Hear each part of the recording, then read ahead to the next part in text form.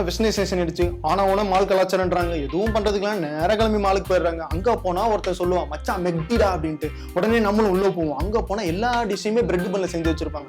நம்ம ஊர்லனா ஜுரம் வந்தாதான் பிரெட் பண்ண சாப்பிடுவோம். அங்க 3 வேளையுமே பிரெட் பண்ண சாப்பிடுறாங்க. சாப்பிடுறதுன்னு ஆகி போச்சு. ஒரு உளுந்து வடையை வாங்கி அதுல மழைச்சாரல் மாதிரி சட்னியை தெரிச்சு 4 வடையை உள்ள அமுக்கினா எப்படி இருக்கும்? நம்ம யாருங்க? தெரியாம கேட்கிற நம்ம யாரு? கோட்டை அழிச்சு பரோட்டா சாப்பிட்டவங்க, நல்லிய நம்ம நசுக்கி தூக்கி போட்டவங்க. ஆனா இந்த பர்கர் விஷயத்துல ஒரு நிமிஷம் இருங்க, பொசிஷனுக்கு போய்க்கிறேன்.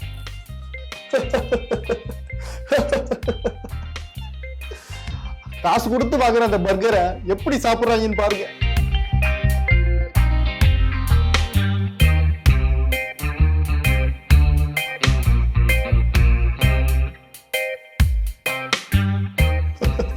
பாத்தீங்களா பர்கர் எப்படி சாப்பிட்றாங்கன்னு? இந்த நிலைமை மாறணும். நான் உங்களுக்கு சொல்லித்தரேன் பர்கர் எப்படி சாப்பிட்றதுன்னு. ஆர்டர் பண்ணி 1/2 மணி நேரம் கழிச்சு பர்கர் வரும். டேபிளில் வச்சது வேமா பிரித்து காஞ்ச மாடு கம்பளை பாயிற மாதிரி வாயில் வைக்க போகாதீங்க. பர்கரை சாப்பிட்றதுன்னு சில ப்ரொசீஜர் இருக்குது பாஸு. முதல்ல பர்கர் கீழே வைங்க. பர்கர் இப்போ தலை கீழே போடுங்க. ஏன்னா மேல் பகுதி எப்பயுமே பெருசாக இருக்கும். அதை கீழே வச்சோம்னா ஆக உள்ளே இருக்கிற கண்டென்ட்டு வெளியே வராமல் ஓரளவு தாங்கிக்கும்.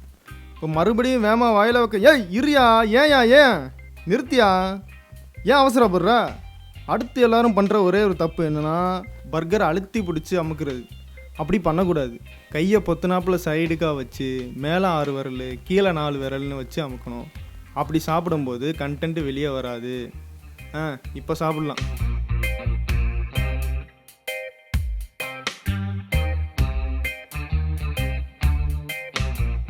பர்கர் எப்படி சாப்பிட்றதுன்னு பார்த்தீங்களா? இப்படி நல்லபடியாக சாப்பிட்டு நல்ல பிள்ளையாக வளரணும்.